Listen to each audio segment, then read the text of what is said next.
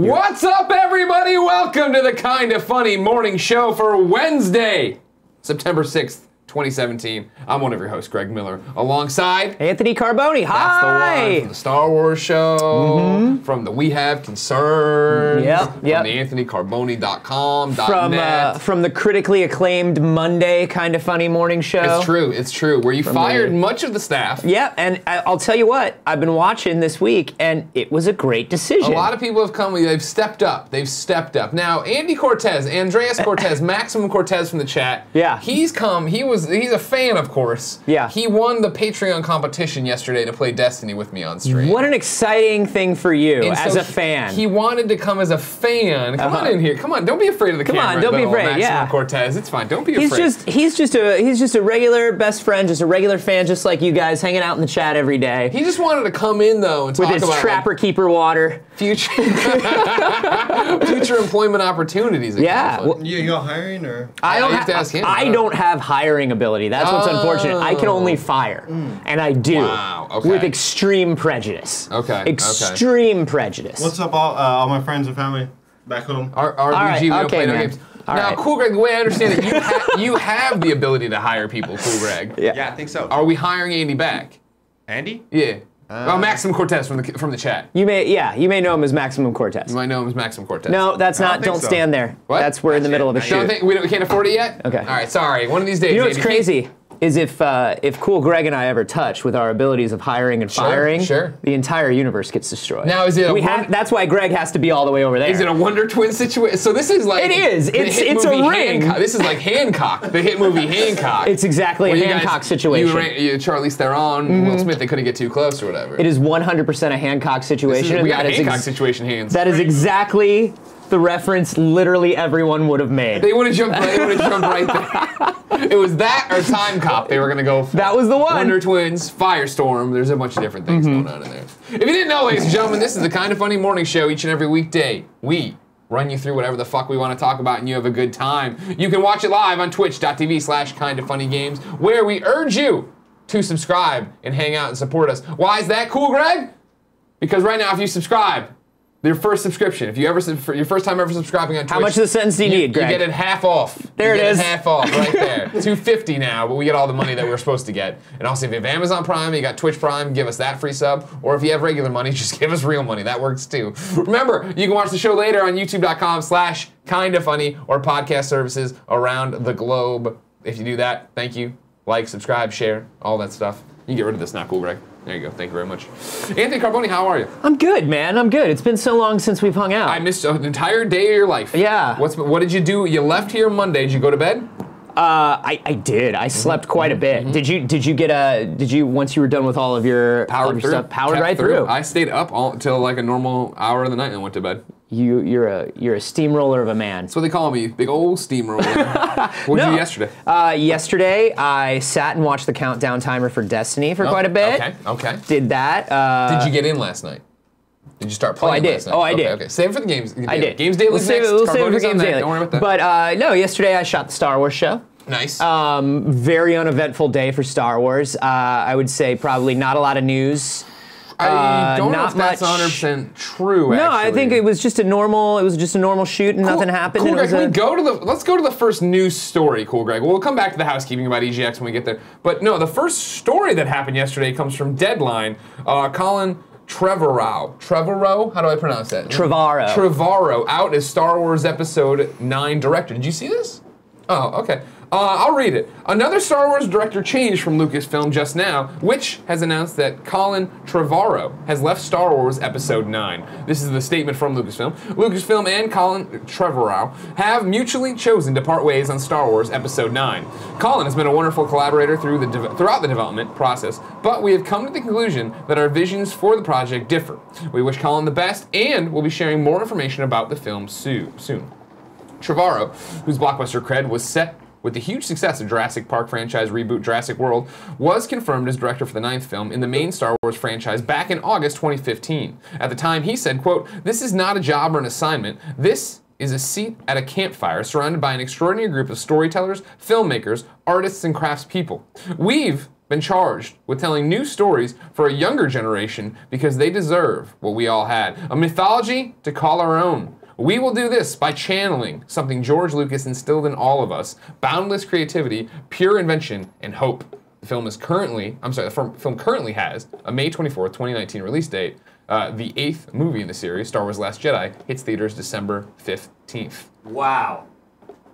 No? Okay. What do both of y'all think about that? Well, it's fun. I mean, I don't know. I like Jurassic World fine. I'm not familiar enough with Colin's work, I feel, to have a strong opinion on it. What I would say is that, and this is funny you guys missed it, you're saying not a lot of stuff Star Wars happened yesterday while you were filming the Star Wars show. But if you jump to the next story, Cool Greg, they're now saying, might Rian Johnson return for Star Wars Episode 9? Now, you remember the name Rian Johnson, ladies and gentlemen, of course, because I hate the fact that he spells it weird. Spell it normal. I understand your parents cursed you with this, Ryan, but you have a chance to fix this. You have a chance to set the record straight and put a Y in there and just be normal and help us out. But you also know him, of course, because he's the one directing Star Wars: Last Jedi. You missed all this, though.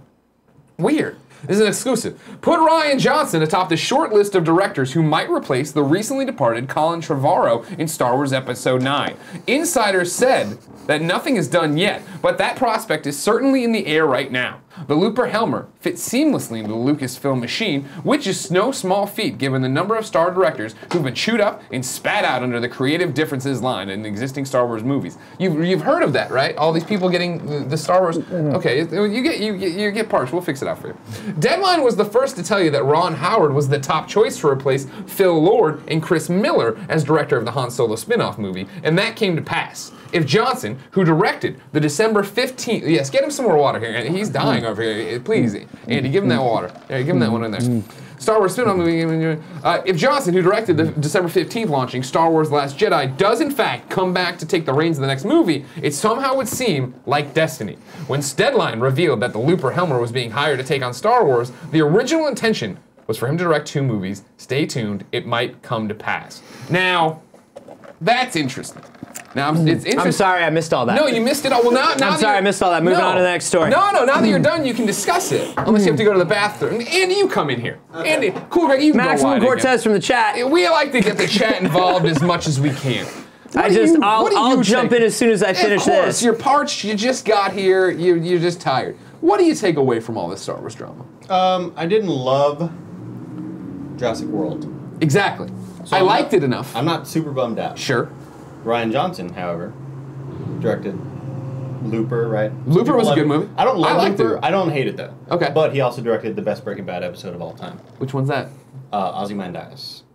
Which one's that? The third to last episode. Just tell me what happens in it. Really? Fuck you guys. Did you not watch Breaking Bad yet? Where they kill Hank. Oh, no! That's a great episode. Okay, Yeah. all right. I can jump in to say that was a great episode of Breaking Bad. Thank you. All right, I like that a lot. Well, then that gets me excited. And the fact that, I mean, I haven't seen The Last Jedi, of course. Anthony, have you seen The Last Jedi? Did they let you see The Last Jedi? I haven't seen The Last Jedi yet. But if they like him enough to bring him back for another one, I'm all for it. You know what I'm saying? Let the man have his due. Let him get in there. Guys. This is a great show. Yeah. Now, in the chat, Reborn931 says, I prefer the idea of mixing up the director for each film, but then again, Disney doesn't seem to let their directors add their own to it. Who knows? I feel like as much as I loved Force Awakens, and again, I am a Watto fanboy. Sure. You know what I'm saying? I feel like they have something going. They know what they're doing over there. I loved Rogue One. They know what they're doing over there. I credit Gary Whitta with it, of course. He brings funny food to my show. I like Gary Whitta a lot. We all love Gary Whitta. Mouse Guard's Gary Whitta. Mouse Guard's Gary Whitta. Please. Yeah. Book of Eli's Gary Whitta. Book of Eli's Gary. Another great film. Another great film. Yeah, okay. I'm interested to see what's happening. That's your Star Wars summary. Anthony Carboni, everybody's Star Wars show. Glad as the host of the Star Wars show for Lucasfilm that I could be here to share my perspective and my inside information. A lot of insight as to what's going on over there. If you're an audio listener, he drank the entire time. A lot of people think, they keep me very locked down, and there are things I'm not allowed to say, not allowed to comment on. But as we can all see from what just happened, I'm my own man. You can't tame that horse. No one can. No, I'm a wild horse. Wild stallion. I'm Spirit, the stallion of the Cimarron. That is what you are. That's who I am. That is 100%. I'm the Matt Damon of horses. That's exactly what I think of all the time. Now, I don't know, how does this affect you? Another Disney property. This is fine. The Hollywood Reporter says Disney's live-action Aladdin cast Billy Magnussen as new Magnussen, character. probably. Magnussen? The actor will play an original character not seen in the 1992 animated pick. Yeah, because they managed to cast the entire movie without whitewashing it, and they were like, just in case. We gotta get one. We gotta get one white guy in here, am I right? Yeah, well, I mean, with all due Where my white guys at, am I right? With all due respect, can I go see a movie? Can I have something? A character? I need a character to identify with based on, first off, good looks, great hair, and skin color. Yeah. You know what I mean? I can't go there and be like... Maybe not necessarily in that order. Well, I think... as long as all three are there, who knows which one's the most important. Look at us right now. Look at me and Billy here right now. I can't tell the difference. Hold on, let me take them off. Yeah. You've been Superman this whole time. Exactly, see? I could do it. I could do this. Did you see, by the way, this is a total digression. I don't care. Everybody, finally, the entire internet just caught on to how great Christopher Reeve is, apparently. Yeah, what the fuck? I was so upset. Did you know that Christopher Reeve was good at acting? Man, he was a good Superman. Look at him stand up straight here. I'm like, motherfuckers, I've been saying that for fucking years about him. He's literally the best. He's literally the best. And like the internet just caught on to that yesterday. Everybody's like, the best special effect in Superman had nothing to do with green screens. I'm like, how did you miss this, you idiots? Did you not watch Superman the movie? What a cool Easter egg. Yeah, that's one of my like. It's a huge turning point in the film. That is literally one of my favorite things. Like when I decided I was gonna do stuff on camera and everything. Like I was such a Superman fan as a kid, but also just such a fan of that moment, of the way he just he was two different people. If you didn't know, ladies and gentlemen, this is the Kind of Funny morning show on Wednesday, which means it's a comic themes episode. Snot Girl was your required reading. We'll talk about that in a second, but we're already into it. Fuck, there's a white guy in the Aladdin movie. He's a new character. Why we add new people to the show? Who the fuck cares? We don't need a new person. We don't need another white guy. It's fine. The movie was fine. It was perfect. We don't need to worry about it. It's great. Yeah, no, this is an interesting one you're talking about.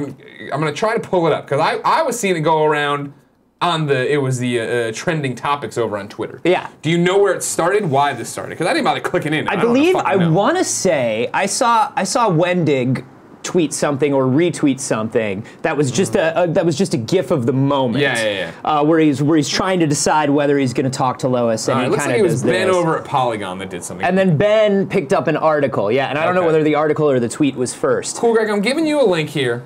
I'm going to toss it in right after the Aladdin business. Remember, they put a white guy in Aladdin. Everybody celebrate. We did it, guys. We finally have something in Hollywood. I was just afraid of it. Rahul Kohli and his people have enough screen time, if you ask me. Yeah. You know what I mean? Too much Rahul Kohli. You know what I'm saying? Yeah, exactly. And his people, as I said. It's calm down with all the Rahul Kohli. Can I get a Minority Report on the line of questioning I'm going into right now? Not very good. Not very good. All right, maybe we'll dial it back. Cool, Greg, throw this one up. Yeah, so this is, Ben tossed this up yesterday. Superman's most amazing special effect didn't require computers or green screen. And then roll down to the GIF. Which, Ben, I love you, and I love that you wrote this, but it's kind of like... Boom. See? And this is the whole thing. Where people always say, like, how could you actually be tricked? And look at the confidence he goes from. And with all due respect, you should watch the scene, because the GIF is like, okay, good. The GIF's showing you something. Yeah, but the GIF is just one moment in there, and and then he goes right back down again. Yeah, he's gonna do it. He's gonna tell her when she turns around, and it's just wow. He did a lot of interviews about how he based his Clark Kent on Cary Grant, on like the old, like when Cary Grant was like one of the most like beautiful original Hollywood heartthrobs, right? Sure. But he started off doing these like romantic comedies, and Cary Grant would play like these like stumbling, stuttering nerds. Yeah. But like clearly when you saw Cary Grant in real life, he was just like this matinee idol, and so Christopher Reeve was like, I just thought about Cary Grant in my head and the two different ways he was, and like I don't know, nobody has really nailed it the way he has ever since. No, well, I mean, that was the thing, but I'm to an extent, I'm glad they have an Anthony Carboni. Because again, this speaks back to what I always talk about with my love affair with Superman, and like why I loved American Alien so much, and why I love Smallville so much, is the fact that this is fine and this is great acting and I loved what he did here, but the fact of, man, what a shitty existence. To go around and need to be the lowest, you know what I mean? I don't know, low, blah, blah, blah. Like, I like the ones where it's he definitely is himself still, but he needs to dial it back or, you know. It's definitely more pre-crisis. I mean, these 100%. movies. It's so, you know, Silver Age Superman. These movies were like, what, 1980 was Superman the movie? It was 76. 76, right? Yeah. 76, 78? Yeah. Yeah. I'll give you a check. So obviously, like 5-10 years before they just completely rebooted everything with Man of Steel, and gave him a little bit of that confidence, and let him be more him all the time. Exactly. And, this is my other problem. But the physicality, Brandon Routh got some of the physicality aspects right, but we didn't see a lot of Clark and Superman Returns. And the ones we did, you're just like, he was just, Clark and Superman just came back on the same day. Nobody's finds this interesting. No, it's like, hey guys, I'm back. Yeah. Same suitcase and everything. Why is this happening? Same suitcase, same shots, same everything. Yeah, exactly. You know that movie you liked a long time ago? Hey, we made it again 30 years later. Here remember that thing, the movie? Yeah. But yes, he just has absolutely nailed it, and I would love to see more of those qualities in future live-action Superman portrayals. You don't have to go all the way. Shout out to Dylan in the chat who says, "Look at these two old-ass men right here." Hell yeah, kids! Ask your parents about Superman the movie. I love Superman the movie, of course. Yeah. I'm not gonna, and I enjoy it. I think it's great. I think everybody should watch it. Great characterization. Blah blah blah. Superman the movie is Exhibit A in how it poisoned multiple generations to Superman. Because he's too powerful. Yes. Their Superman is, again, pre-crisis, so he can rewind fucking time. You know what I mean? Everybody's like, he's so boring, there's no stakes. And I'm like, I hate you. Yeah. God, I hate you. Well, and it's weird because the original Superman 1 and 2 were originally written as one mammoth 500-page movie. And so it was like, it didn't end with Superman turning back time and then more shit happens and it's like, everybody sits in the second film going, but can he do the... Why doesn't he just do that? That was supposed to be the end of both. But still, reversing time by flying around the Earth, not the greatest. Not the greatest plot scheme. Not the best representation of Superman. Also, he kills a bunch of people in the Fortress of Solitude. Yeah, well... All the Kryptonians just dead. Doesn't care. We don't know. I mean, they have no powers, and they just kind of leave them in crevices to die. Who knows what's down in that crevasse? Hypothermia, where they will they will just sit and die. Also, a power that never got brought back that I really wish got brought back. The cellophane shield. The cellophane shield. Why did he need that? What are we doing? It's like when they give Spider-Man a car. Yeah, exactly. You know?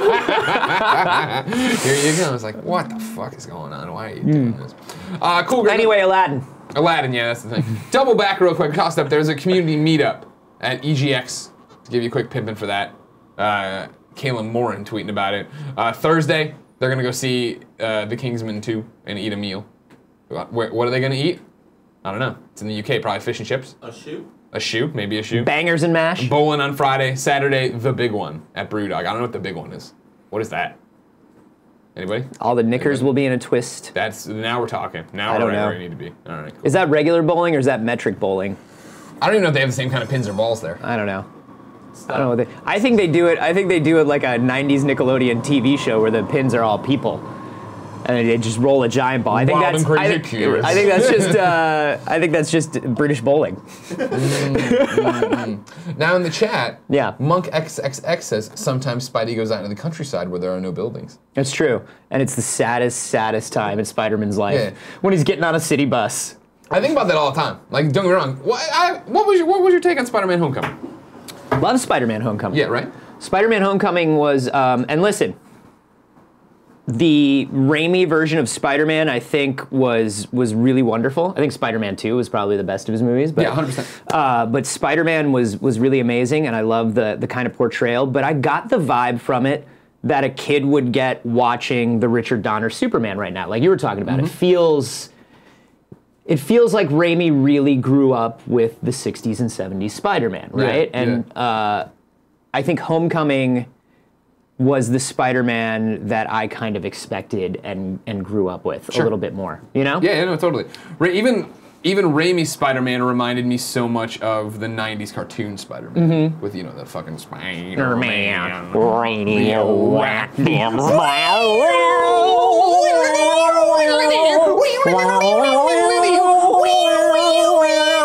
When were these two guys born? Where are they from? What timeline do they inhabit?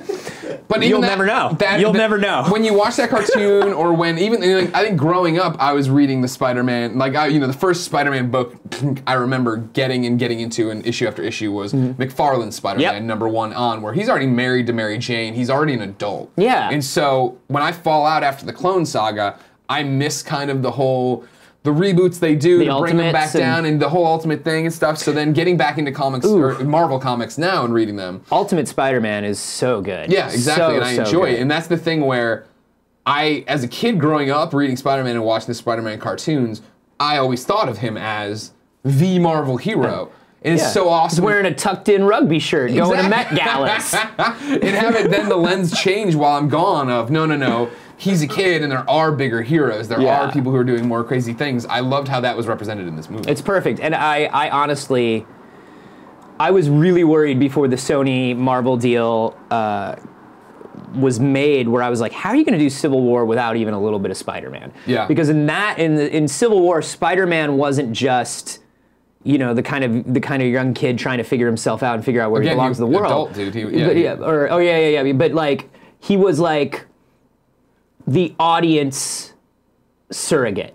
Spider-Man was like us watching Civil War. Gotcha. Now I'm caught up. You know what I mean? Like Peter Parker in the story was like us, being like, oh, I like Captain America, but he's doing some bad stuff, and Tony's my friend. Exactly. And I like all these guys, and what am I gonna do? And I got all these people that I love, and so when they were like Civil War, I was like, not without Spider-Man. Yeah. Nuh-uh. Yeah. And I also thought that when I saw Civil War Spider-Man, I was like, killed it, crushed it. This is gonna be great. I was talking about that segment of the movie ruined the movie for me. Because in the entire lead up to it, at like the 30-minute mark, I leaned over to Tim at Alamo Draft House. I'm like, where the fuck is Spider-Man? I paid for Spider-Man. Give me some Spider-Man. And then Spider-Man came, and I was like, and it was like everything I wanted. Yeah. And then they're like, all right, we're gonna break away and go do our own thing. I'm like, no, you're not. No, fucking hell. Man, he's such a good boy. Yeah, stay with him. Stay with that good boy. Do you have a metal arm? That's so cool. Yeah. And the moment between him and Cap, where it's like, where are you from? Queens, Brooklyn. Like, mwah. So good. So fucking good. Where does Homecoming rank on your MCU list? From the chat, Maximum Cortez is asking, where does Homecoming rank on your MCU list? I didn't see that go by in the chat, but okay. He's using the new audio Twitch He's function. using the Twitch audio function. He's a Patreon supporter where he quit his job and moved to San Francisco to sit in the audience. That's a Patreon tier that you can have. That's the $4,000 a month tier. The privilege of being in the audience. Homecoming ranks pretty high up for me. Pretty high up. We did an episode where we ranked all the Marvel movies. It'd be tough for me to sit down and rank them all now. I would have to do some real organization. I might have to whiteboard it out at this point. I mean, we got the whiteboard right there. I'm good to do it. All right, I'm good to do it. Do we have markers over here? But I think like, where do I stand? Iron Man 2 is way high. Not Iron Man 2. Iron Man 3 is way high up there. Oh. Fuck yes! Iron Man 3. I love this dude. man. Iron Man 3 is dope. Shane Black doing Iron Man. Ooh. There's actually repercussions for something that happened in this universe. His PTSD. It's awesome. It's so good. It's a great idea, Andy. Why you like Iron Man 2 like an idiot? Iron Man 2. Oh, whiplash, man. My fight's 2 seconds. I just think that Iron Man 3 and 2 are like on the fucking same level. No way. No, negative. Way. Negatory. I want Tony Stark in the fucking suits flying around. I don't want these. Can we get a moderator in the fucking chat to take care of this kid? Mute this kid. Put him on a timeout. He gave us $4,000 to say whatever he wants with the peanut gallery. We accept it at that point. But I love Shane Black everything. Though. Yeah. I really do love whenever they take a Marvel movie and put somebody on it and give them. It's really tough. Like we saw with Edgar Wright, to put somebody who really is an auteur into a Marvel movie and let them do what they want. And it works better.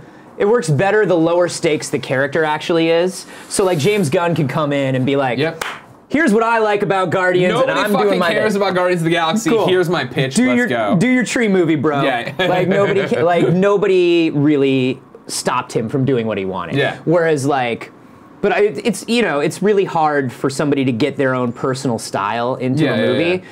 And I felt like Shane Black had his fingerprints all over Iron Man 3. Right. And I love Well, like there's so much good dialogue and characterization, and Tony just being Tony and hanging out with that kid and talking to that kid. Like, I liked that. I did. I've seen him be Iron Man a million times, and I've seen it a million times since then. It was kind of like it's one of those things where you can only take a character like Iron Man. He has all the money. He has all this is the Batman problem. Yeah. You can only take him to be so rich, have so many gadgets, do so many things before you're like, all right, tear it down. Yep. What can we do with him that isn't Back to just basics. that he can't just solve instantaneously. Yeah. So I liked Iron Man 3. That ranks pretty high up there for me. See, here's when I did my ranking, which the comments on YouTube and the people at the table universally agreed was the best one. I said the problem I had is that I think Spider-Man: Homecoming, and it's still fresh, I know, so it's a bold thing to say, but I think I'm right, is my favorite I think that they got superheroes right. This is a superhero. This is the best Marvel movie, I think. It's my favorite Marvel movie. I love it. However, in my rankings, I had to put on my editorial hat. Try to be as objective as possible and put Avengers ahead of it. But because that's always the cheat, I feel. Where Avengers has been built up to over 6 hours of film, or more than that, 8 hours of film until we got there. So when we got there, it could just be, all these guys, let's go and have fun. But also did a great job of spinning all these plates, keeping all these things keeping all these balls in the air, keeping all these things going. But like, I remember I went and I saw Avengers with a friend at the time who hadn't really seen any of the Marvel. I think maybe saw Iron Man and didn't see the rest of the Marvel movies up until then, and still like understood Avengers, got it, Nice. thought it moved. That was a hard movie to make. Sure. That's a hard movie to make. And those the Avengers movies are going to get harder and harder, and the Marvel movies are going to get harder and harder because now the movies are kind of becoming what the comic books are, where it's like, I hope you know all of these things before you do your homework, before you come watch this 2-hour movie. Yeah.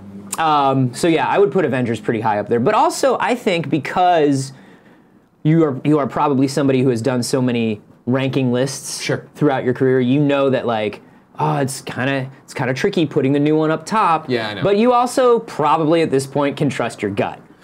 I mean, I don't know if it's because the bar was so low for Homecoming. It's just, and it's also that I've been burned. What do you mean? We were coming off of Amazing Spider-Man 2. Clearly the high point of Spider-Man films. It gets a lot of hate that it doesn't deserve. It was not bad. It was. I mean, was it great? It was one of those movies bad. where I enjoyed Garfield and I enjoyed Emma Stone, and I liked those characters, and I liked Amazing Spider-Man enough. I liked it enough. Yeah. My favorite thing about those two movies was like you were saying, Garfield and Stone playing these like two teens that you believe are intensely in love. And the moments that were Peter and Gwen were so wonderful, and I really believed that they believed what they were doing and their emotion, and I could tell that they were having fun with it, more so than like Maguire and Dunst, who I felt like never really had that chemistry. But the story, the plotting, the whole. Well, then Spider-Man 2, Amazing Spider-Man 2's like knock is that I feel like it was too much a comic book, where it was like, hey, Rhino's in the front and in the end, and that's the end, and then this, and then like Jamie Foxx is this bumbling moron who's now fucking electric eels give him, and it's like, it's dumb fucking comics. Comics are dumb when you spell them out. Marvel has created a very intense problem for everyone, including DC. Especially DC. Regardless of where you sit on the DCEU, I can tell you this table is split. But we're not. We're really not. But because Marvel did everything so right and built this amazing cinematic universe, which was not a phrase we had before Marvel. Sure. Now everybody's rushing to catch up, and Sony practically they just tripped over themselves running so fast to catch up. Because they were just like, and now there's a Spider-Verse, and it's like, hold your horse, you have not earned a Spider-Verse. It's your sixth standalone movie. Like, why? No, why the fuck would I want that? It's all starting with Tom Cruise and the Mummy, and it's the kid. These fucking It's guys. the characters teens love. Dr. Jekyll and Mr. Hyde, the Invisible Man. Ooh, it's Captain Nemo coming back. It's all of the. It was rough going there. I don't think we're as far apart on the DCEU as you like to believe we are. Really? Yeah, I don't think so. Is this I couldn't tell if you're actually drinking. No, that was not a bit. That was not a bit. Not talking about the DC. Well, we're very. You and I spoke after Man of Steel, and we were very torn on Man of Steel. I don't know if your opinion has changed over time. Man of Steel, I was super disappointed in. Okay. And what I always say with Man of Steel is that I was super disappointed in it because the trailer was so fucking good. The trailer looked like, hey, I'm Zack Snyder, and this is DC, and we get what Superman is, and we're gonna give you the Superman film. But can I tell you, I think the more I see trailers for Zack Snyder movies, the more I feel like Zack Snyder is a very ambitious, very visual guy who gets caught up in his set pieces and his moments, and then literally figures out the through line of his story maybe while he's editing. And that's why his trailers are always so pitch perfect, moment perfect, down to the Two Fathers trailer. Yeah. For Man of Steel, I still think my hair is literally standing on end right now. Still thinking about that trailer. Man of Steel trailer is the best Superman movie. Yeah. But that through line wasn't really there, and the ideas were very muddled in there. You know, is Clark like this bitter outsider, or is he somebody who feels like Earth is his home? Yeah. You know, what is Zod trying to do? Is he trying to get Clark over to his side, or is he trying to destroy Clark? Where are these through lines? How does everybody feel? Yeah. What are they doing? No, no, motivations were lost, and it was this, and it wasn't the Superman film we were promised. Yeah. And that's why I was so knocked down, because I always talk about it. You know, I went to a pre-screening with WB at E3 that year, and I came back the next day, and Rich George, you know, IGN Comics at the time, sat down. He's like, "How was it?" And I was like, "It was good." He's like, "Oh my god, it's bad. Oh my god, based on this reaction, I can tell this is bad." And I was like, "But it isn't. But it wasn't." And it wasn't until a year and a half later. I didn't see it again in theaters. I didn't, which is like telltale. Like Superman Returns, I saw a billion times. Yeah, I even saw Superman Returns like twice, 3 times. Batman v Superman I've seen 5 times now or whatever. That's your choice. You live your life the way you live your life. Stick with me. But then when I went back finally and watched Man of Steel again, my expectations again were so low that this time I was like, okay, it's a sci-fi movie more than a Superman movie. Yes. It is very clearly, you see what you just talked about. It is in the shadow of the Marvel movies where DC was like, we can't just make the movies we want. We can't just make superheroes the way we make superheroes in the comics. We need to go somewhere different because we'll just be compared to Marvel, and then everybody will get sick of them. We have to be different. We have to be different. Yeah, and I think there's also a much bigger problem aside from Batman. I think there's a much bigger problem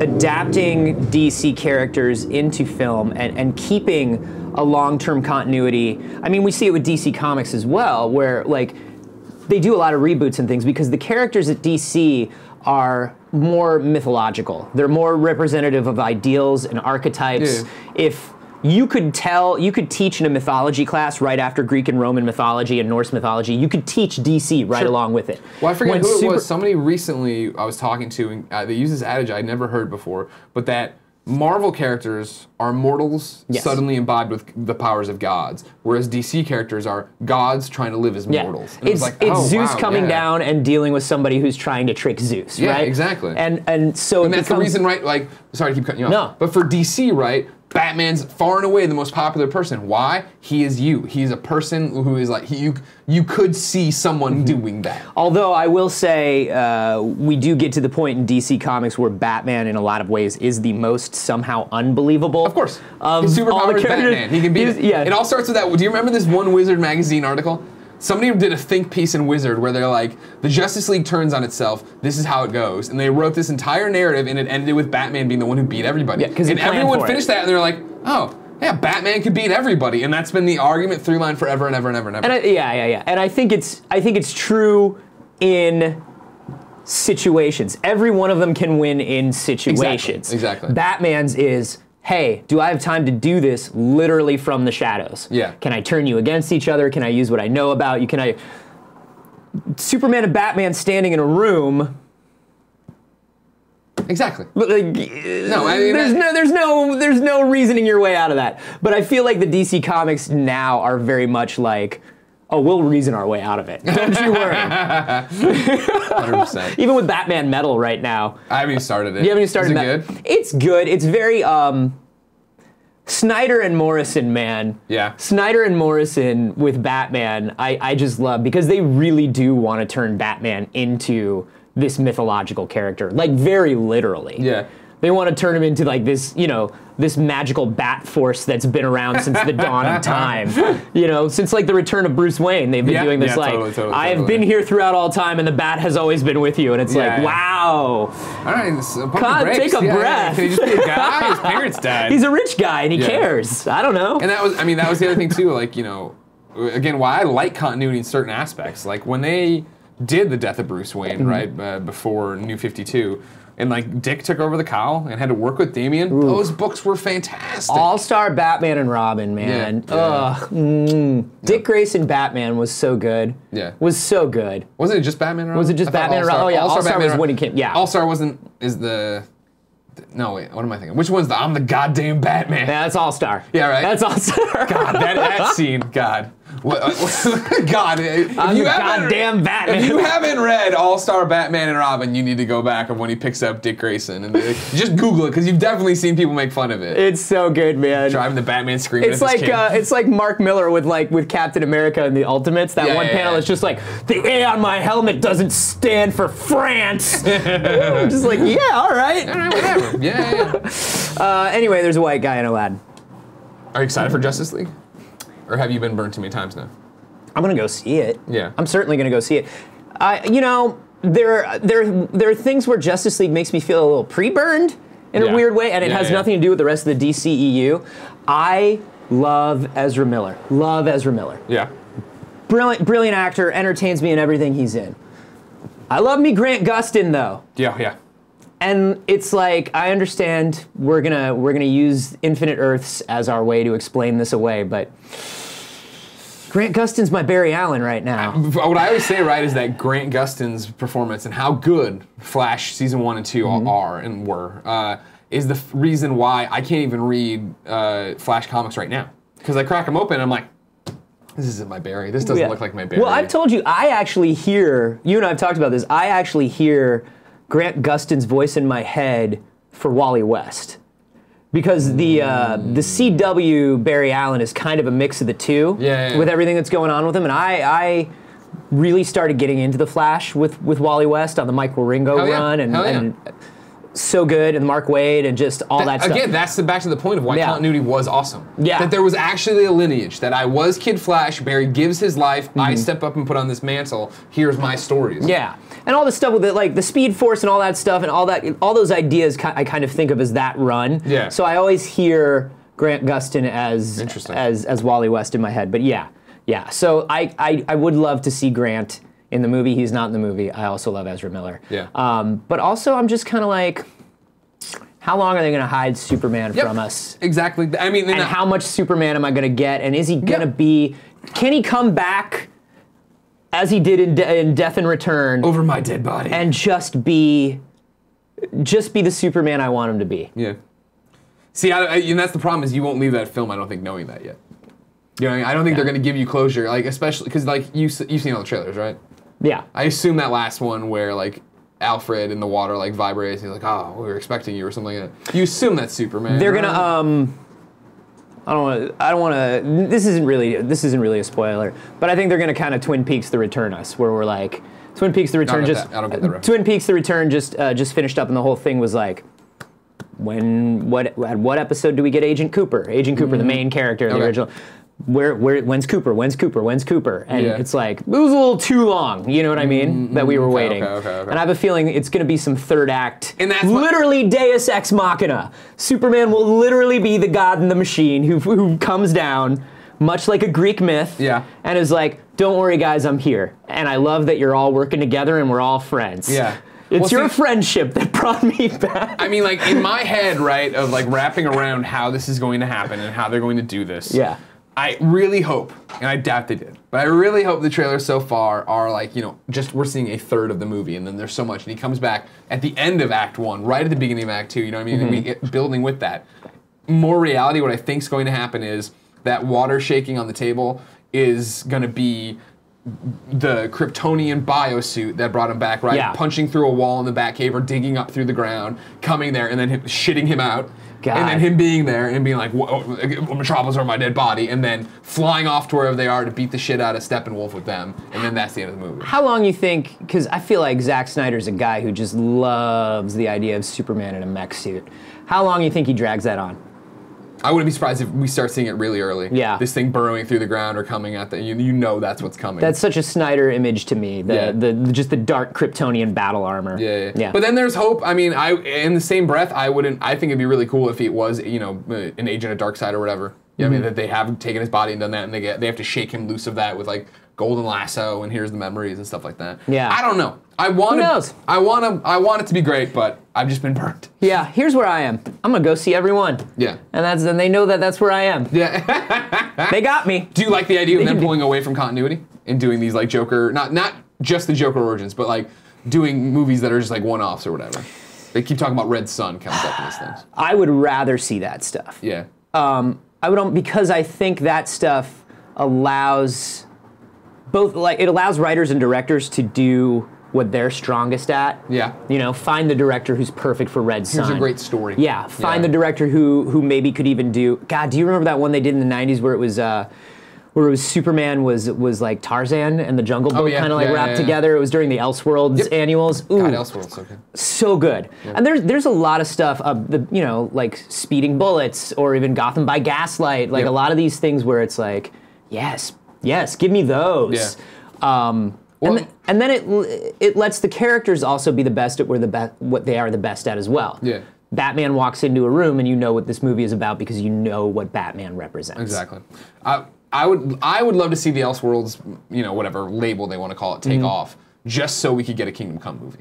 Yes. Because what I've always said, Anthony Carboni, is if I could get rich, and I'm trying here, patreon.com/kindoffunny. Yeah. If I can make we a just lot need of a money, few more people at the Maximum Cortez if Maximum Cortez $4,000 a can come month here, level. What I'd want to do if I got a lot of money is start making famous friends. And then I would just want to put together, I would spend all this money just to make a trailer for Kingdom Come. And it would be John Hamm as Superman. You know what I mean? And we're going with the Christopher Reeve suit, so none of this molded plastic bullshit. It looks like Alex Ross, right? It's just spandex over him or whatever in the black thing. And we're going through and doing it all, and then at the very end, like the stinger I have, right, is like, it's like boom, Kingdom Come, whatever year, and then it's like the conversation of him just going, Bruce, I don't have that dark side. And it's a wide shot of the cave or whatever. Yeah. And then it's from the back of the bat chair, and he just spins around, and it's Michael Keaton, and he goes, tell that to your tailor. Yeah. You know what I mean? Like, that's all I want. I got to befriend Michael Keaton, and I got to befriend John Hamm. We can film it. Listen. We can film most of it here, probably. I have a feeling one of those two people probably watches. Oh, yeah, right? yeah, sure. They're probably watching. That's a good point. John Hamm or Michael Keaton is probably watching the Kind of Funny Morning Show right now. And also, John Hamm and Michael Keaton, if you haven't used your half-price Twitch subscription yet, get on it. One of you also has to have Amazon Prime. With that, you have Twitch Prime. It's free. Required reading this week for the comics episode was Snot Girl, Volume 1, written by Brian Lee O'Malley. You're a fan of this book. Love this book. Are you now? Tell me all about it. So Snot Girl is about a fashion blogger named Lottie Person because she is a lot of person.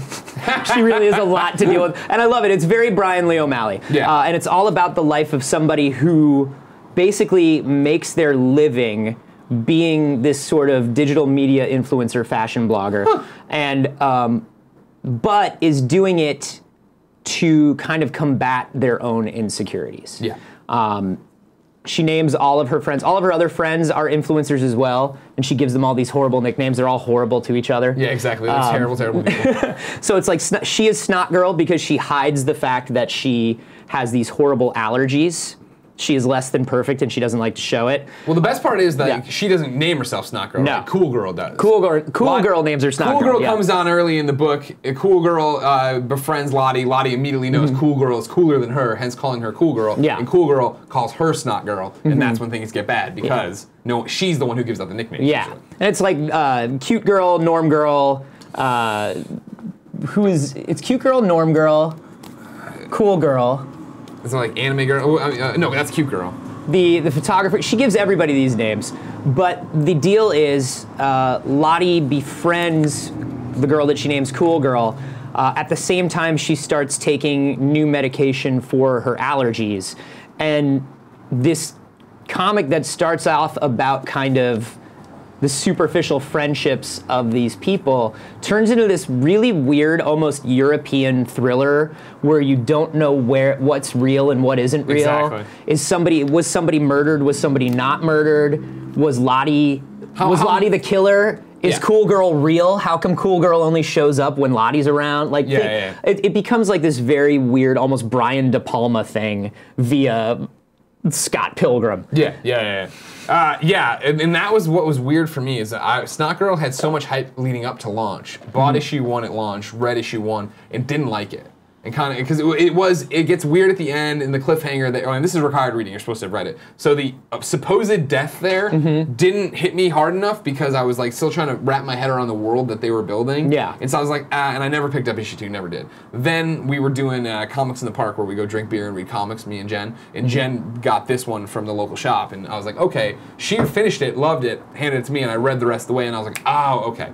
I didn't give this enough time to mature because I'm totally into it. But now the problem I'm in is I'm very much in how I was with when I started reading Walking Dead in 2001, no, 2005, where I've bought a trade, so now I'm just gonna buy trades. Like I'm waiting. I keep like, when's trade 2 for Snot Girl coming up? Oh, it's still not out. Fuck. All right. Yeah, it's got to be soon though because they just it's coming out. No, they it's just coming did out. 6 last month. But I get what you're saying because now I probably read more. I don't know how many slice of life comics you read right now. I pick up a few, but not. I'm not like all over them. I'm kind of into them. Like I'll read Lumberjanes and Giant Days and things like I love these like. How is Giant Days? So good. I just saw I'm gonna pull up for us to make pick of the weeks, but I noticed the cover today and I was like, oh, that looks actually really good. It's like a college friendship comedy. Like all right. So there's not a lot of there's not a lot of it's just a comedy. It's a slice of life comedy. So I'm kind of into this sort of stuff. So I was probably a little more into the first issue than you were, but one of the things that kept me going for issue 2 wasn't so much the strength of issue 1 as a plot, but just Brian Lee O'Malley is so good at not writing a story about a scene or a type of person like, oh, I know about it or I know those people, but like he is one of those people. Sure. When he wrote Scott Pilgrim, you're like, oh, of course, this is this like lost slacker, kind of hipster guy that was like in and around the 2006 rock scene. You know what I mean? Yeah. And he felt like he was a part of that. When he wrote Seconds, it felt like he was part of the restaurant scene and the foodie scene that was like very popular 2-3 years ago. Like everybody was a foodie. You know what I mean? With this, it really feels like, oh, he gets the fashion blogger thing. This feels like I know who these people are now through reading this. They feel real. And I also just kind of love the idea of using these digital influencers as the archetype for like, hey, when we're all in our early to mid 20s, we're all motivated by insecurity. Sure. And we're so afraid of our tiny insecurities and the tiny things we hate about ourselves that we go so far out of our way to hide them that we wind up doing more damage and doing much more horrible things to people and to ourselves. And one of the most honest scenes I think in the book, right, is that Lottie's ex-boyfriend Sonny is dating Charlene, who's this like plain Jane girl. Used to be Lottie's assistant, but she forgot all about her. She just works at a coffee shop now. Yeah. And Lottie is increasingly shittier and shittier to Charlene. And at one point, Sonny calls her on this at a party. He's like, why are you doing this? And she's like, if you let me explain it. And he's like, all right, explain it. And she runs down all the things in her head, and it's like, oh, these are all terrible reasons. Are terrible like, like when somebody finally is like, no, fucking explain why you're like this. And you're like, you're right. I'm doing a lot of shitty things. I'm the bad person. I am the bad person in this story.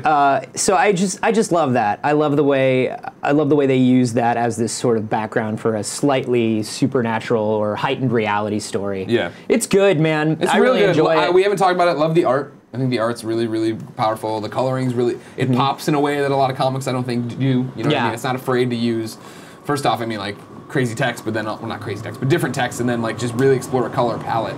Well, it's very Leslie Hung does a very something you see a lot in Korean and Japanese comics, which is things are not super detailed except for the things that are the most important to the story. So like, it's very cartoony and very simple. Yeah. But the fashion, because it's a thing about people who are into fashion. Yeah. The outfits are real. They look very real and very detailed. Well, I mean, that's the thing about it. When I first started reading, is it reminded me so much of Batgirl of Burnside, right? Yes.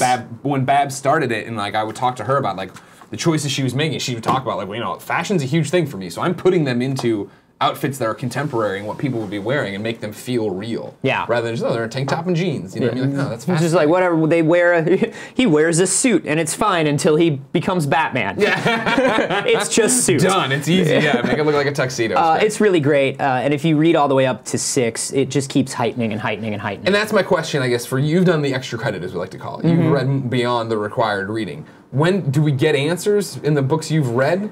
We get answers, we get more questions. Okay, because that's the thing where I am caught up, where I was like, because in the required reading, right, like it looks like she kills Cool Girl. But then Cool Girl's fine. But then is Cool Girl real? And then at the end of this one, does she kill Charlene for real? And that's like the thing where I am like, when is Volume 2 coming? And I keep doing that. Do I want to just buy them? But I know if I just buy them, Jen's going to buy the trade. Then I got all these goddamn issues floating around. Yeah. Oh, God, the long boxes, Greg. I will never go back. I'm back to the long boxes. I can't stop. No, can't do it. That's why I'll buy trades, put them on the bookcase. They look nice. I can share them. And then I buy them on the iPad. Do you want to know? You know what happened? Last year Trish and I were hosting that show for Comic-Con HQ. Sure. Nerd HQ. Yeah, Nerd HQ for Zachary Levi's Nerd HQ. There was never a Comic-Con HQ, and we never have to discuss it again. But Trish and I were hosting that show, What's News, and I was like, I'm going to use this as my excuse to get way back into comics. I'm going to start reading reading everything again. And it just became long boxes again, and now I can't stop. Why don't you buy digital like I do? I buy everything too, but I buy it digitally. Because I loved just having the comics at first. Sure. Now I have an iPad Pro. I went out and got an iPad Pro. Now you're talking. That was the first device where I looked at it. A friend brought one over, and I was like, "This is a comic." Yeah. So I started buying digital, but now I love the people at my local comic shop so much. Eastside LA, secret headquarters in Silver Lake. If you're ever there, you go in, you say hi to Lee and Julie for me, and you tell them that they're wonderful people. Just say, hey, I'm here to pick up Anthony Carbone's pull list. Don't do it. Don't do it. They'll come out with a bag like this. All right, that'll be $400. This is a prank. This is a prank. It's a prank. It's a prank. I cannot pick up this comic. Because now, they also do the thing now where they're like, they just throw shit in because they know, I'm going to like it. Well, that's my favorite thing to do here is every so often, like I was telling you about Southern Bastards. Love Southern Bastards. Southern Bastards is a trade that Danny O'Dwyer recommended that I had never done. And he's like, you should go downstairs and get it. I'm like, all right. And he left, and I went downstairs and bought it, right? And it's the same thing whenever I go in there, because I like the books on the shelf look. Me too. I go in there and I ignore the singles because I'm buying them on Comixology. That's my jam. But then I look through and I love going to their little, they have the little recommended, this is what we recommend. Yeah. And I was like, oh, fuck. And I just sit there and pick all this different shit up and bring it home and do that. Yeah, man. It's dangerous. So here's the question for you. For me. We love Snot Girl. We love Snot Girl. You can prep your questions, comments, concerns for anything you want to talk about on the show, but also Snot Girl here, because we're going to get to that in a second. You get to the choice to pick next week's required reading. It can either be Southern Bastards, or it can be Giant Days, I say. Or if you think there's something else we're all missing that we need to jump into. No. I think if you haven't done Southern Bastards, it would be a disservice to allow you to do anything except Southern Bastards. All right, there you go, ladies and gentlemen. Next week, required reading, Volume 1 of Southern Bastards. Give it a shot. You like Jason Aaron, yeah? Yeah. Yeah. You read that Doctor Strange run? No, I haven't, but I keep getting recommended to me. There's a whole bunch of runs I'm missing. Because as I always talk about it, right? Like, I bought Marvel Unlimited. Mm-hmm. I'm reading some Marvel books monthly now. You know, all new Wolverine, of course. I've been Tom Taylor, anything I'm on. Sure. But I'm trying to expand. Like, since I am so hardcore DC with the Unlimited, I am like, what's a Marvel comic I need to read? Yeah. Put that on the list. Yeah. The Jason Aaron, Chris Bacallo run of Doctor Strange. They did that Marvel soft reboot because they knew a movie was coming out. Yeah. Where they don't. Hey, everybody, get on board. Yeah, where they don't Here's reboot everything, but they're just like, here's a good starting point. Sure. It's so good. Anyway. Cool. Next week's required reading, Southern Bastards. Cool, Greg. Can you bring up this Comixology page? We want to run through, Anthony, if you have any, what's your pick of the week? So is Giant Days 30 where people, like, and this is what we're going to read. You know what I'm saying? We're not assigning it. Mm-hmm. For me, obviously, it's Walking Dead 171. This is this week. I got to keep up. Yeah, this is what popped this morning. Well, I do love Shade the Changing Girl. Do you now? Oh, God. I haven't been reading that one. Everything Young Animal does, but that one's real surreal. It's not really for everyone. Scroll down. What else we got? The Woods has been pretty decent. Have you been keeping up at all with this War of Jokes and Riddles with Batman? I have. I haven't. I've been letting them stack up, and then I'm going to go in. But that doesn't sound like... You hear me? It's not a ringing endorsement. I have. Obviously, I'm going to pick up Wick Div. Obviously. Got to. Yeah, I don't know. Pick of the week. That's tough. That's a pretty good front page for the week. It's just page. Yeah, that's just page 1. There's a lot of stuff. I I also think this week is when Motor Crush comes back. It is. No, yeah. If you go to, I think it's on page 2. Babs' Motor Crush. Oh, then definitely pick of the week is for me is now Motor that's Crush. the same. Now right now Motor Crush. You need to tell me and sell me on it because I love Babs. Obviously, I love the whole Batgirl Burnside team, and that's we're over here making books great. I read issue 1, didn't like it enough because of the motorcycles and stuff, and kind of never walked back. Wasn't to your it. thing. No. Should I give it another shot? Did I do a snot girl to it where I gave up too early? I think so. Okay. I think so. They lean a little, as it goes on, they lean more into the sci-fi of it. Okay. And things start getting, by the time you end with 6, which was a couple months ago, I've been waiting for 7 for so long because they finally cranked up the sci-fi and got into what this thing is going to be. Yeah. And it's very much like a cross between a Western superhero comic and a racing anime. Okay. And it's gonna be very, and a racing anime and like a I don't know, like a fighting robot anime. Like it's got some good stuff. All right. Yeah. They got a Dark Souls comic. What is that? We're gonna jump it's just an into artist tips thing. real quick. We're running late, but well, you have to get out of here at 1. You asked me what time we wrap for Kind of Funny Games Daily. Do you have a hard out today? I have somewhere I have to be at 1:30, but I think we're okay. Okay, cool. Then I'll run through all this. Get you ready for Kind of Funny Games Daily. Okay. Flamboyant Waffle gave us a tip and said, Anthony, how do you get so much done with ADHD? Even with meds, I find it almost impossible to get stuff like reading and writing done, even though I usually enjoy those things. Yeah. It's tough. Medication definitely helps. Routine definitely helps. You have to have and stick to a routine, and you have to have and stick to some sort of organizational system. So for me, I use a bullet journal, which seems to be the best for my particular mindset. What's a bullet journal? Bullet journal is every day you just make a to-do list. Okay. But it's your journal for everything. So it's not just your to-do list. It's also like if I get an idea for something I want to do, I put it on. And the secret to the bullet journal is the first few pages is an index. So like if you come up with like an idea about a series that you're working on, you're going to launch a new series on Kind of Funny. And the idea first comes to you in the middle of the day on one day. You put it in there and then you go back to your index and you go, Kind of Funny new series, page 9.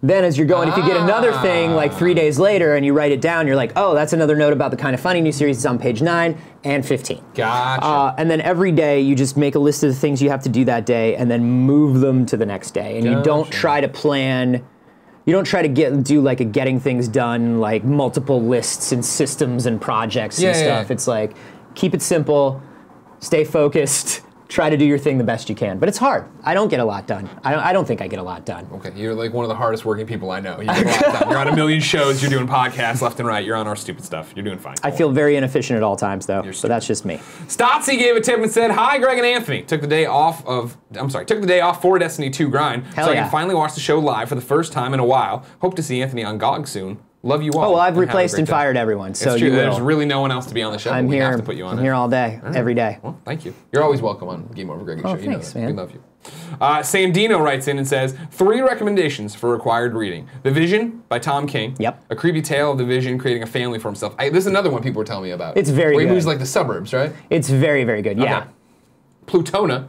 5 kids find a dead superhero. That sounds awesome. Yeah, and that one gets dark. And Day Tripper, a story about life. Day Tripper I haven't read. These all sound very interesting. Yeah, I'll write that one down. Based on the trips. strength of your other 2 recs. You can trust them. Yeah. Soul Purpose writes in with the final, or Soul Purpose. For the final tip right now. A talking porpoise. Coming in hot with some game codes.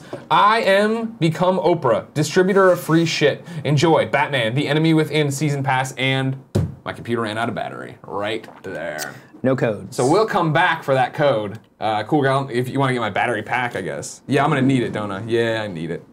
Yeah. While we do that, I'll jump in the chat. We're gonna do the 3 and 3 here. We're doing them out of order. You're gonna live with it and deal with it. Don't worry about it.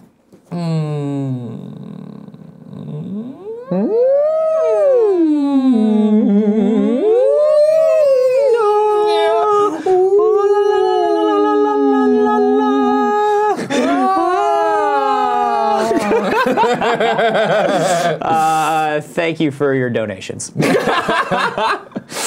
Oh, here we go. Greedy Ears wants to talk about Snot Girl. What do you think the deal is with the cop who's really into fashion and Lottie? That was the only part of it I didn't vibe with. Well, I'm trying to think of where we are in issue 3. versus where we are now. Right here, he's come to the house and been like, hey, I'm a big fan. Like, he's not there to investigate the death or whatever. But he has the bag, right? I think so.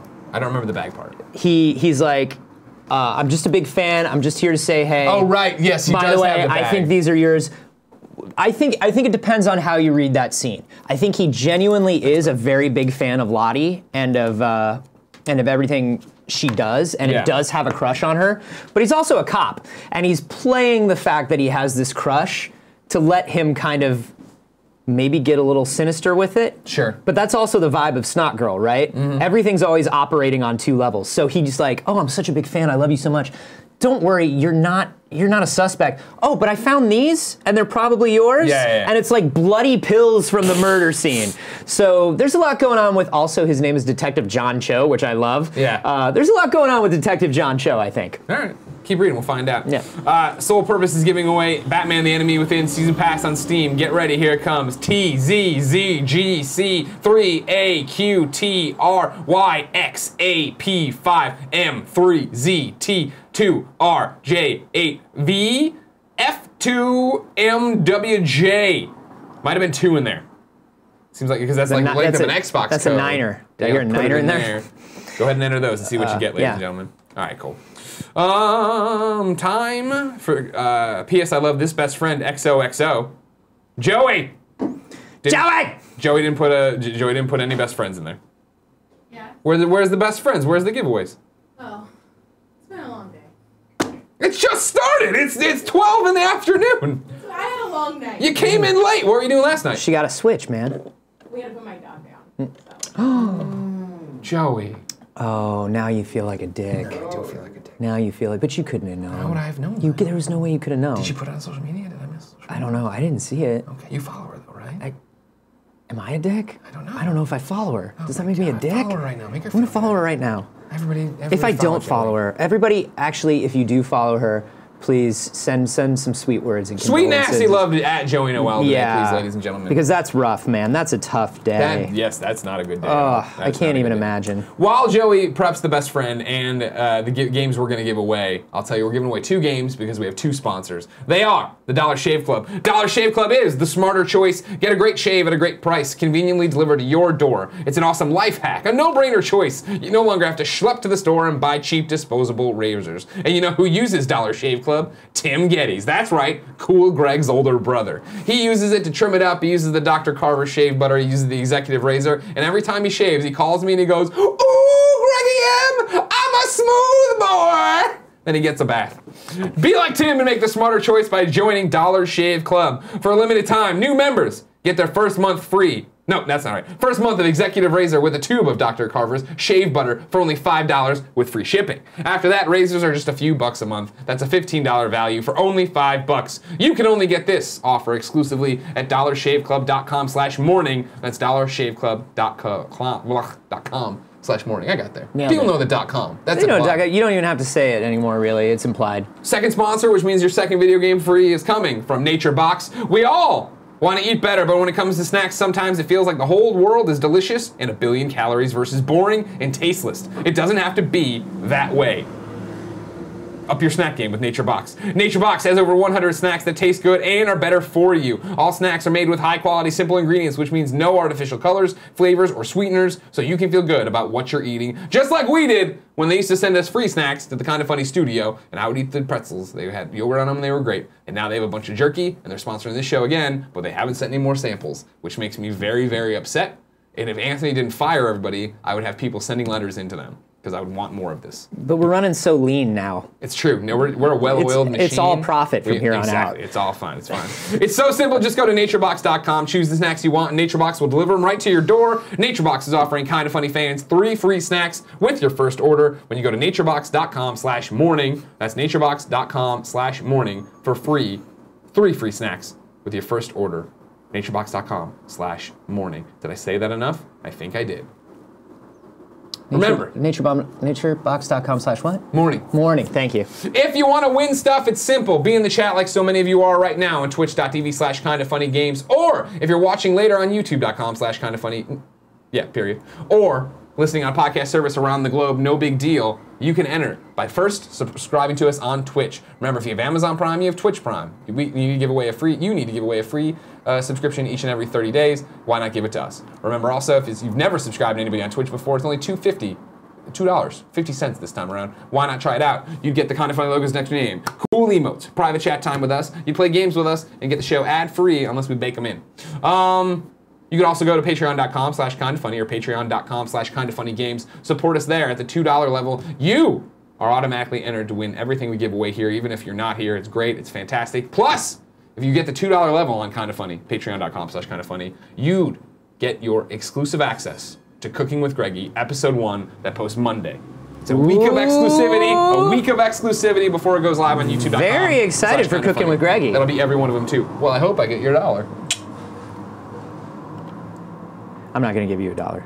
I would never give you any money. You're the worst. I would never give you. I am your friend. We're giving away a walk in the dark on Xbox One. It's going to RockB_Loop in the Twitch chat, and then we're giving away Little King Story on PC. It's going to Long Hofer.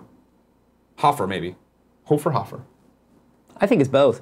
It could be. I think it's a regional thing. Exactly. Where are you in the country? Meanwhile, it's like a soda versus pop.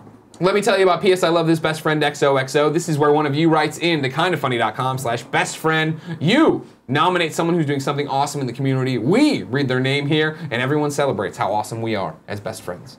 James Rodriguez is shouting out the one and only Cool Greg Gettys. Oh! After meeting him in NYC a few weeks ago and watching his latest Raw and SmackDown live streams, Cool Greg has shown that he is an incredibly humble person. Not only has he proven to be extremely helpful behind the camera, whether it be helping run the shows in Kevin's absence, or just making sure all the hosts and guests stay hydrated with their Sasha Banks cups, he also helps to provide a chill atmosphere for best friends who appreciate wrestling and want to talk about it, both in person and online. So, I just want to let him know that his hard work is appreciated and his contributions are much appreciated. Insert Spider-Man Haynes. Gang shit, thank you, man. Appreciate that. Shout out to Cool Greg. Thank you so much for writing in. Remember, nominate people, kindafunny.com/bestfriend. We are running late. We're gonna do 3 and 3. We're gonna jump in here and we're gonna get into this fucking game show because you gotta go. Let's do it, You will not be late. Let's do it. Or how far are you going away? I'm going back to the mission. It's not too far. Okay, you'll be all right. I'll be fine. Okay. Looking for good comments here. Cranky Moose says, God damn it, I need to resub. You do. It's no big deal. We're here for you, though. Jamie is continuing to talk about how she's eating lunch in her car and how perfect the weather is. Great. Great. That sounds like a really good day. It does. It does sound really great. You know what I mean? Yeah. Now, Madav7 says, what about soda pop? So if you don't know, some people call it pop. Some people call it soda. In Chicago, we called it pop. I went to Missouri. Everybody thought that was crazy. Cleveland, my family calls it pop. In New York, everybody called it soda. Florida calls every kind of soda Coke. Don't like that one bit. Don't like that one bit. I It's think like Georgia Kleenex. might do it too. Yeah, Georgia does it too. Not all of Florida, not all of Georgia, but parts of the South Just the backwards parts. call everything Coke. No, I can't get I'll down take a with that. Coke. What kind? 7-Up. Ah! No, I couldn't do that at all. Tim would die. And that's why I left. Blanket483 says, Boney, what are your thoughts on No Man's Sky 1 year later? I'll tell you what, I love No Man's Sky from the get-go. But I was a human being that tempered my expectations. Yeah, me too. And a year later, I think if you are somebody who played it and went, seems a little repetitive, maybe not for me, they have added so much now that it's almost like, I'm not going to say it's a completely different game, but everything that you wanted in there is in there now. The base building, the freighters, the home planet that you can go back to. They've done a lot, plus a lot of just like general quality of life improvements. I think it's a really great game, but I always thought it was a really great game. Petey Popoff says, Anthony, I know this may sound crazy, but have you considered firing Famous Greg yet? That's me. Yeah, but like, he gets here so early. It's true. It's true. I just rolled in 5 minutes before we started with a coffee. There's some people that you got to keep around strategically, of course, for your own benefit. Of course, yeah. That's just business. The ones who do the work. Yeah. Gotcha. And then I can take all the credit. Exactly. And then one day you're just Greg, and then I'm Famous Anthony. Oh wow, are we gonna hire another Anthony? Because that's why I got the moniker. It wasn't No. I'm just gonna make everybody call me that. Oh, okay, great. The Silent Gamer says, And then I'll make my Dream Kingdom Come trailer. Wait, no, that's not an idea. It's single white female. taking everything. Single white female. Silent Gamer says, Greg, that Batman and Robin run you mentioned is currently on sale in Comixology. Ooh, So get there you that. go, ladies and gentlemen. We're in sub-only mode. This is one of the benefits of being a sub. Thank you so much for doing that. I created a sub-only jingle. Andy, I'm gonna need your help here. Our Maximum Cortez fan who's in the office today. Is he a subscriber? Can we still see him? He's still a sub, yeah. We can see and hear him? Yeah. Lakers Head 2432 says Hispanics call every cereal cornflakes. Is that real? Yeah, I mean, Come on in here. So it's like it's the way that most Spanish speakers pronounce cornflakes. Oh, okay. They say cornflakes. Oh. Yeah. Okay. Well, that sounds Similar, like they call Pepsi Pexi. that sounds much more delicious than Confleas, which is what you said. Con, by the way, if anybody came back from PAX West with the con or Dragon Con with the Confleas, Please, you're in trouble, man. what you do is you put all your clothes in a bag. Put vinegar around your bed. Central Time Scudworth says, Anthony, I got in the chat as you were talking about an app earlier. Something about a bullet journal app. Is Not an available app. on Android. You're just talking about having a notebook. I'm talking right? about a notebook, but if you go, I think it's just bulletjournal.com will teach you the system. I find that my brain remembers things, makes connections better, does all that stuff better and easier and faster if I just write it down. Now here comes one of those paradoxical questions. I need Anthony. You need to be on task for this. Cool Greg needs to be on task for this. All right. Hold on, let me get my on-task posture. Honey Boo Boo says, with the money you saved from firing everyone, which is Anthony's department, can you hire Anthony, which is Cool Greg's department? No, we're still not there. All right, Cool Greg, you're off the hook on this one. I mean, I guess you're also the finance We're department. still not there. I'm looking at the numbers and it doesn't work out. San Francisco is very expensive. And the final question of the day for the comic show comes from solar-powered NVG. Do you think Tobey Maguire could play Clark Kent Superman? No. No. I mean, Tobey Maguire, no, it's not. No. What is Tobey? This is going to sound really insulting. Is Tobey Maguire still making movies? When's the last time? I haven't seen him in He's something doing in a long stuff. time. He just did something. What did he just do? Siri, Alexa, where Tobey Maguire? I'm doing it. Siri, No. Google. I'm Tobey Maguire and IMBDC. Ask Jeeves for me. Ask Jeeves. Remember that guy? Dogpile this. Tobey Maguire. Where? Last thing, he was Adult Tim in Boss Baby. Oh, sure he was. Sure. And then, I shit you not, according to IMDb, that's 2017. Before that, Pawn Sacrifice in 2014. Before that, Spoils of Babylon, which I do remember. That was that Will Ferrell show that he made with him and Kristen Wiig. Yeah, maybe Tobey Maguire's taking a little Tobey Maguire time. He deserves it. He's earned it. He's earned it a lot. Ladies and gentlemen, this has been the Kinda Funny Morning Show. Remember, every weekday on twitch.tv/kindafunnygames, we come to you with whatever the fuck we want to talk about.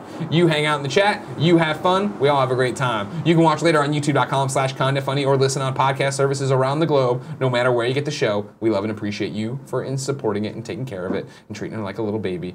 If you can subscribe to us on Twitch, that's great. If you can subscribe to us on Patreon, that's great too. Remember, Cooking with Greggy now debuts Monday, the 11th of September. I'm going to start being like Nintendo about it. Yeah, it's the 11th of September. On patreon.com/kindafunny. Cooking with Greggy, never forget. There's man, we should sell that shit. There's going to be a week of exclusivity out for patrons each and every time. They will be live and free on YouTube eventually. One of the other people from the other room, I imagine Andy's going to come in and read subs and resubs while we reset here for Kinda Funny Games Daily. Until next time. Oh, and support Anthony. Watch the Star Wars show. Follow him on Twitter. He's great. I love him a lot. Thanks, man. You're back on. You're doing the show again Thursday, yeah, or no? What? Are you back on the show, or is this your last one? I think this might be my last one because I got to do Up at Noon. I'm going to do Up at Noon on Thursday. Have you ever heard of Up at Noon? Never heard of that show. It's a couple of young upstarts created it themselves, and they're really doing something with it. Oh, okay. I do have you on for Thursday, so I got to update that. Until next time, it's been our pleasure to serve you.